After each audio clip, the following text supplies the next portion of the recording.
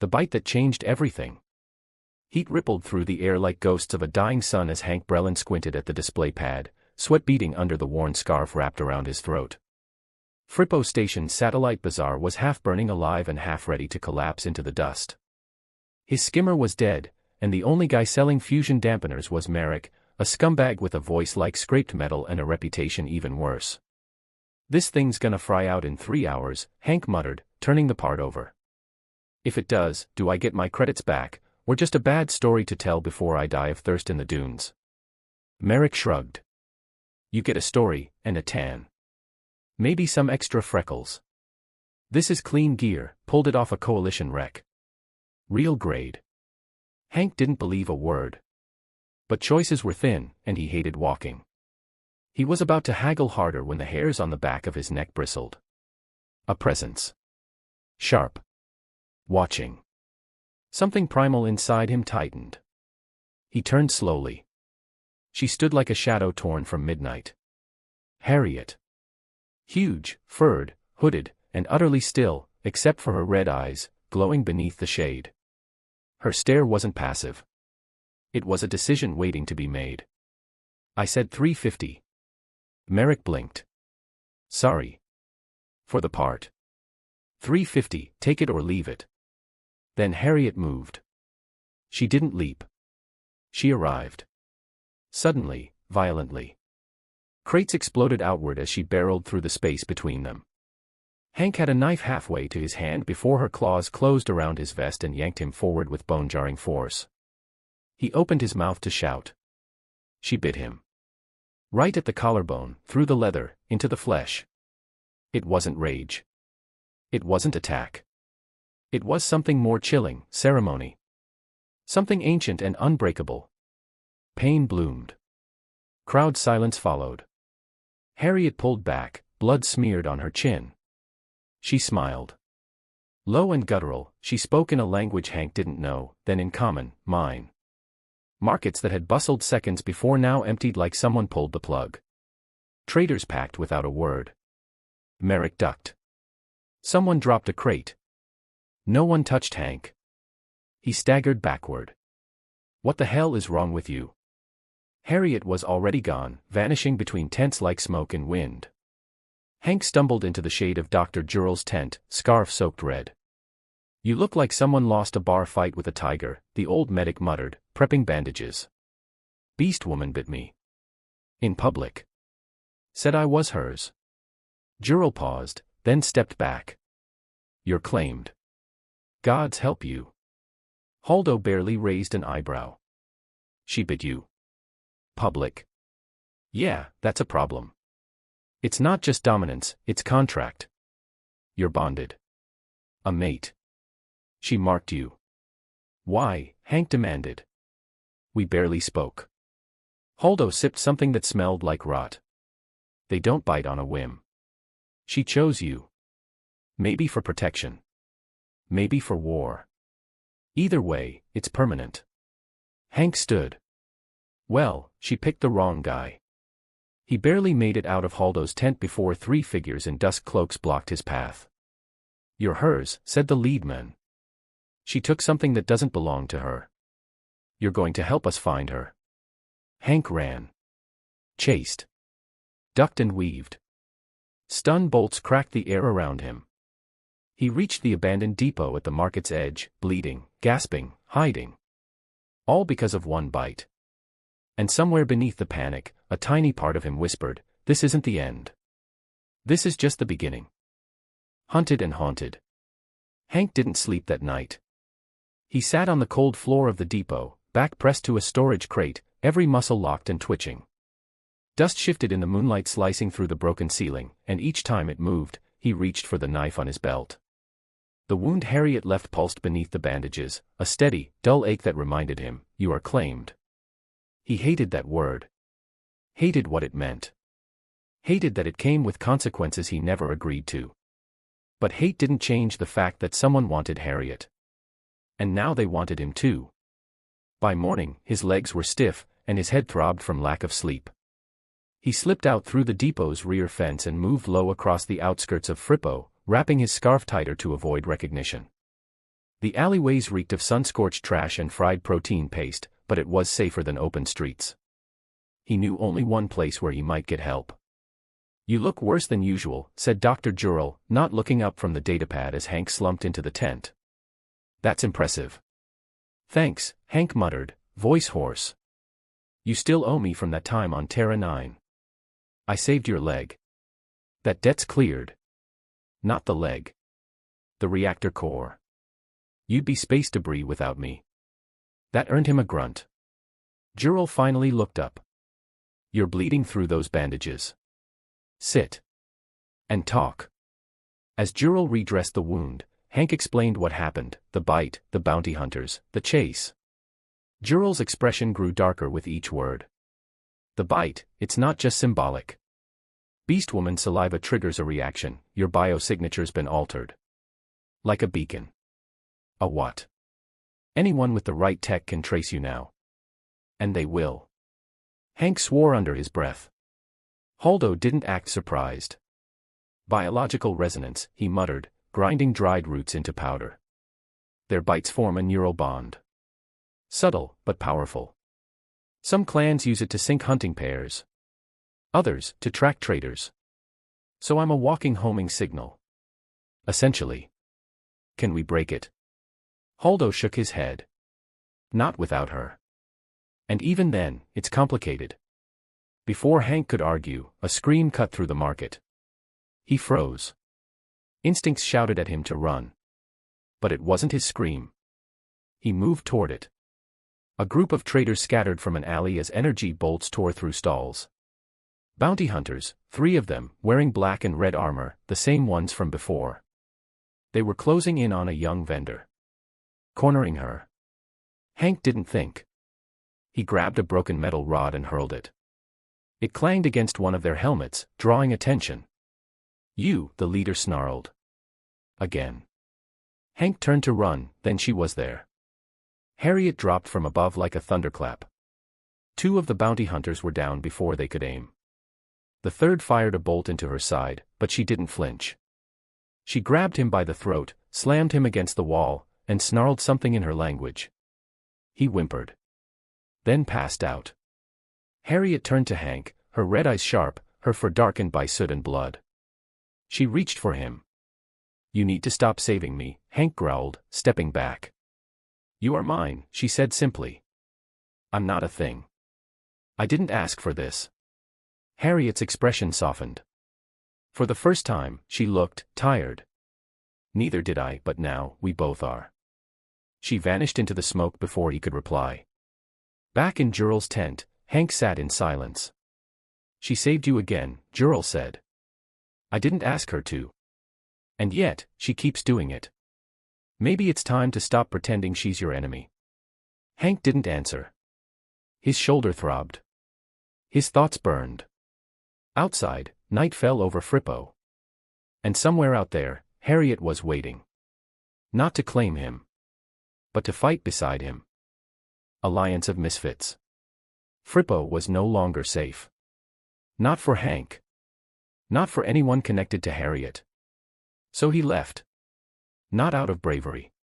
Not even strategy. It was survival. Holdo gave him a location, coordinates buried in a corrupted NAV chip that pointed to a canyon outside the Dust Belt. A hideaway used during the last coalition collapse. Now it was Harriet's destination. She didn't ask him to follow. He went anyway. 2 days into the wastelands, and Hank's skimmer was a patchwork of borrowed parts and desperate prayers. The heat was a hammer. His water was low. And every ridge he passed could have been a sniper's nest. Harriet found him before the bounty hunters did. She stepped out from behind a dune like a moving mountain, eyes narrowed. "You followed." "Don't flatter yourself," he grunted. "Just happened to be heading toward the same death trap." It was the closest thing to a smile she gave. The canyon hideaway was a shattered mining complex, half collapsed, riddled with shadow and silence. Inside, a few others waited, beastfolk and humans alike. Fugitives. Rebels. Broken things that had refused to be thrown away. Harriet introduced none of them by name. But they nodded to her.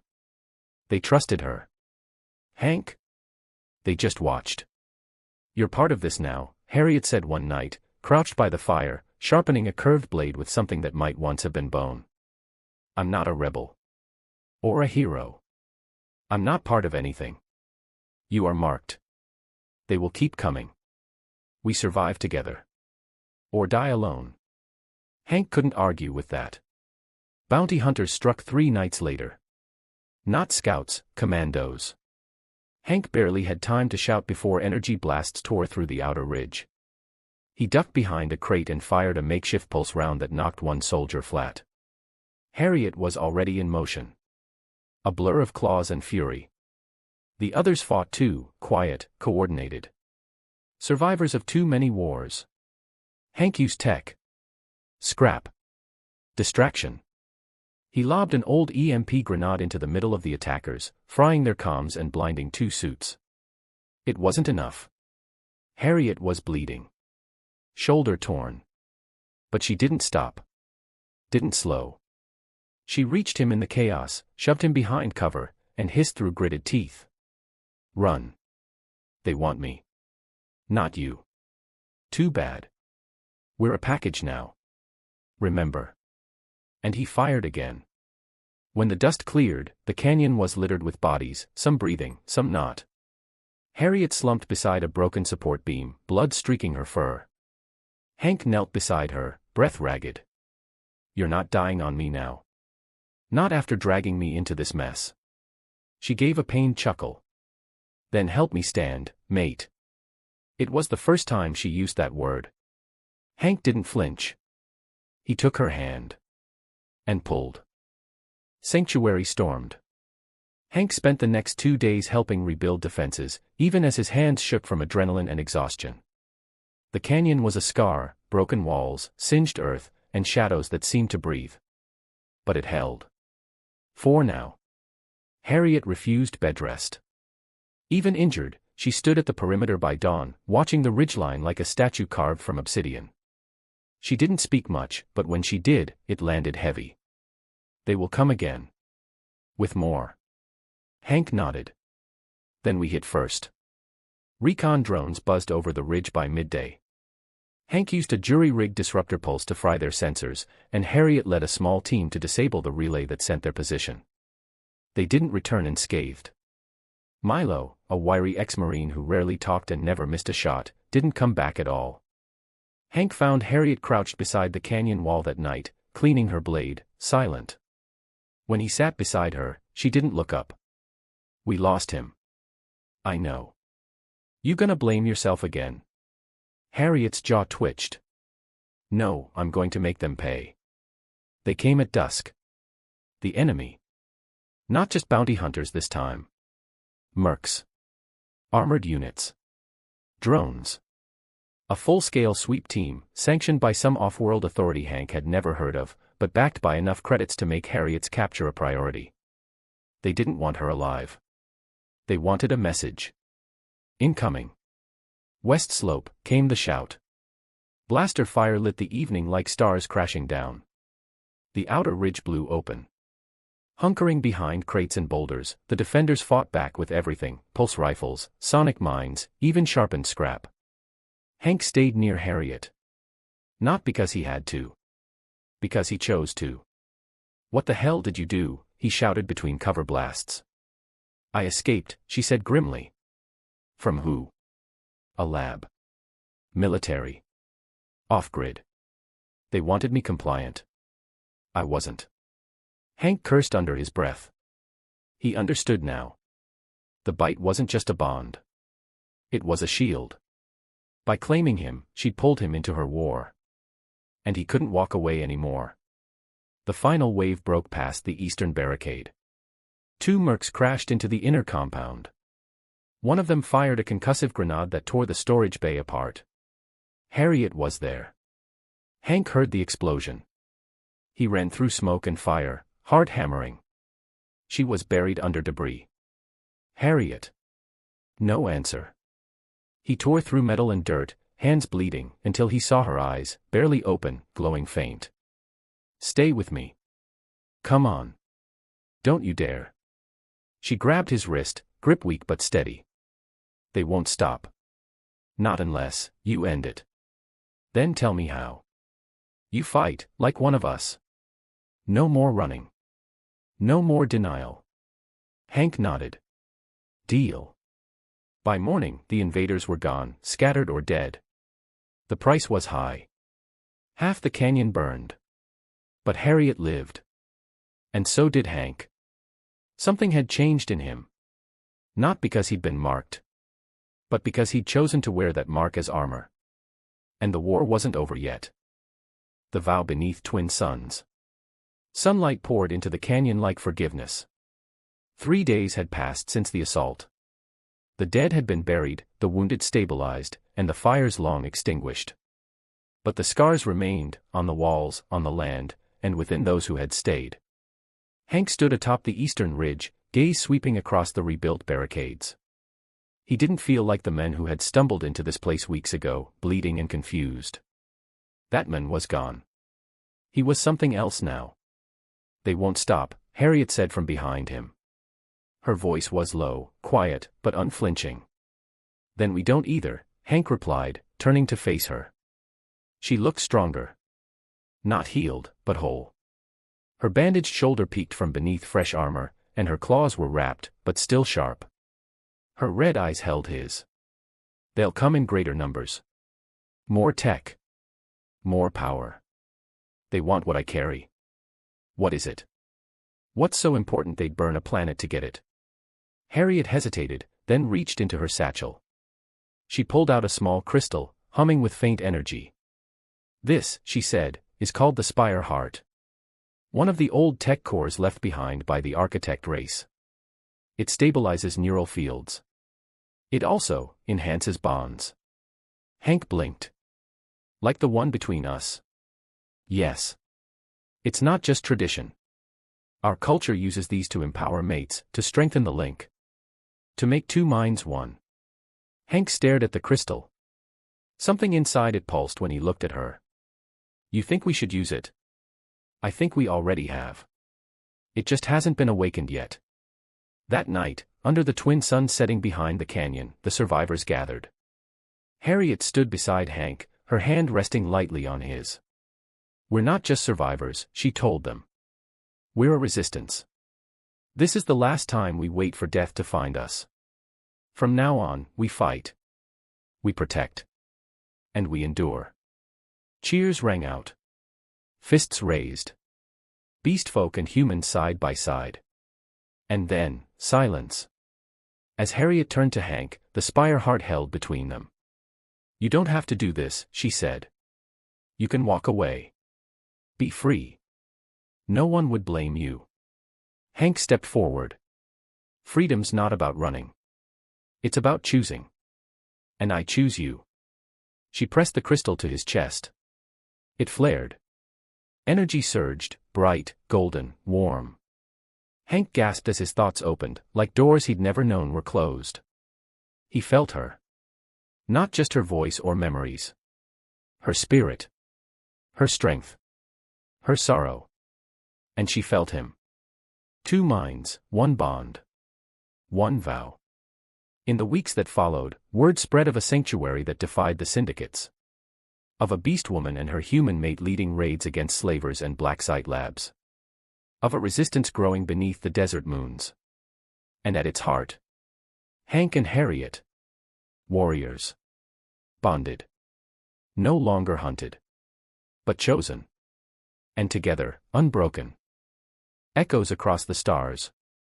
Storms rolled over the high plains of Geron as the syndicate's newest warcruisers cut through the atmosphere like silent daggers. Above, a signal pulsed from the Spire Heart, faint, old tech, and undeniable. The resistance had awakened something they couldn't yet understand. And now, the galaxy was listening. Hank and Harriet stood on the edge of a ruined cliff outpost, staring at the incoming dropships. Beside them were fighters from every background, smugglers, engineers, escaped hybrids, freeborn beast folk, even former syndicate soldiers who'd defected after witnessing too much. They're not here to capture anymore, Harriet said. This time, it's annihilation. Then let's make it the last mistake they ever make, Hank replied. He was no longer just a drifter. He was her mate, her equal, and now, her co-commander. The battle for the outpost was brutal. Rail cannons screamed across the basin. Energy fields cracked under pressure. Drones rained down like thunderbugs. But the resistance didn't break. Harriet fought at the front, claw and blade a blur of vengeance and precision. Hank moved like fire, disabling enemy gear, turning their own weapons against them, rerouting power cores to overload. One syndicate captain tried to surrender. Harriet spared him. "You take this message back," she growled. "We are not prey. We are not experiments. We are Legion." He fled in a transport pod. After the dust settled, the spire heart pulsed again. Stronger. Holdo, patched up and half-conscious, explained what he'd decoded. The crystal was a beacon. Not just a bonding device, but a call. A key to something left behind by the architects. A sanctuary. A weapon. Or both. "You lit the fire," Holdo whispered. "Now the ancient stars are waking up." Hank turned to Harriet. Her fur was streaked with blood, but her eyes gleamed with purpose. "We find it," she said. "Before the syndicate does." The final scene showed the resistance loading up. Skimmers repurposed into convoy tanks. Skycraft repaired and retrofitted. Maps carved from legend. Coordinates buried in dreams. They weren't just running now. They were chasing something greater. And together, bonded in mind, vow, and fire. Hank and Harriet vanished into the desert stars. Not to hide. But to lead. Because some stories don't end, they begin with the first echo. And this one had just begun. The Architect's Labyrinth. The desert gave way to jagged peaks as the resistance convoy followed ancient star charts deep into forgotten territory. No one knew what waited beyond the rusted rift, only that the spire heart pulsed louder the closer they came. Hank couldn't sleep. Not since the last pulse had triggered those visions, glimpses of machines older than time, halls of glass and gravity, and a voice whispering in a language he somehow understood. Harriet was restless too. Every night she stood watch, her hand resting on the crystal like a compass. "We're near," she murmured. "I can feel it in my bones." On the fifth day, the mountains cracked open. A vault of obsidian rose from the cliffs, shielded by an electromagnetic veil. It shimmered and rippled as they approached, revealing a gate carved in runes that shifted when stared at. Holdo nearly cried. "The labyrinth," he whispered. "It's real." The architects didn't just leave ruins, they left a test. A proving ground. "What kind of test?" Hank asked. "One that decides who gets their legacy." Inside, the world changed. The team was split by the gate's pulse, scattered across different zones. Hank found himself in a corridor of shifting gravity and echoing voices. Harriet was flung into a chamber filled with mirror clones of herself, each more feral than the last. Each room challenged more than the body. It tested memories. Guilt. Fear. Choice. Hank walked into a room shaped like the market where he'd been bitten, except this time, he saw the ambush before it happened. He saw the bounty hunter who nearly killed him. And he saw himself walk away instead of helping Harriet. "You can still choose safety," a voice said. "But safety means being alone." He stepped through the image without hesitation. Not anymore. Harriet broke the last mirror when it showed her abandoning Hank. "He is mine," she roared. "I do not run." The walls folded, and she stepped into a light that led her to him. In the core of the labyrinth, they reunited. The spire heart floated in a cradle of gold. It shimmered, waiting. "Do we touch it?" Hank asked. "No," Harriet said, and placed her hand in his. "We become it. Together." The heart pulsed. They vanished. And reappeared, somewhere else. A chamber of stars. A mind space between dimensions. The architects had left behind not just power, but consciousness. And it had been waiting for someone who chose unity. Outside, the others watched the vault crack open. And from the light, Hank and Harriet emerged. Different. Changed. Not gods. But awakened.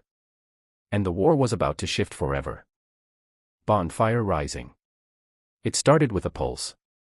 One that echoed from the spire heart and rippled outward, not through space, but through minds. The awakened pair, Hank and Harriet, stood at the front of the canyon resistance, eyes glowing faintly with the power of the labyrinth. Around them, their people felt it too: strength, memory, unity. The bond wasn't just between two anymore. It had become collective. The syndicate arrived in force. Ships like floating cathedrals. Weapons engineered from fear. Commanders bred for conquest. But the resistance didn't scatter. Because when the first cannon fired, it stopped in midair. Harriet stepped forward, claws lifted. Her voice wasn't loud, but it carried. This land is no longer yours. It never was. Hank touched her back. You came for power, he added. And now we are that power. From the canyon, fighters emerged, beast folk glowing with the echo of the bond, humans linked to each other like neurons firing in perfect sequence. The bonfire spread. The battle wasn't clean. But it was decisive. Hank ripped through drone logic with a gesture. Harriet disarmed elite hunters with a flick of her claw. Allies moved like one body, coordinated by thought and instinct. And when the syndicate flagship descended, trying to wipe the entire canyon from orbit, the spire heart rose above the cliffs and unleashed a beam that fractured the ship's hull and sent its debris raining down like silver rain. What followed wasn't silence. It was song. The people of the canyon sang, not from joy, but from memory. The melody of survival. Of transformation. Hank and Harriet walked through the ruins, hand in hand. She turned to him. You were never just mine. You're theirs now too. He smiled. As long as you still bite me sometimes. She bared her teeth. Only when you deserve it. Months passed. Then years. What began as a canyon became a capital. Not of empire, but of alliance. The spire heart was housed in a temple of memory, accessible to all who came in peace. The bond spread, between species, between systems. And far away, in ruins long forgotten, other hearts stirred. But that is another story. As for Hank and Harriet, they remained together. Not because of destiny. Not because of tradition. But because they chose each other. Every day. Every breath. And in a galaxy built on power, they proved something rare. That love, real, chosen, fierce, can become a revolution. The end.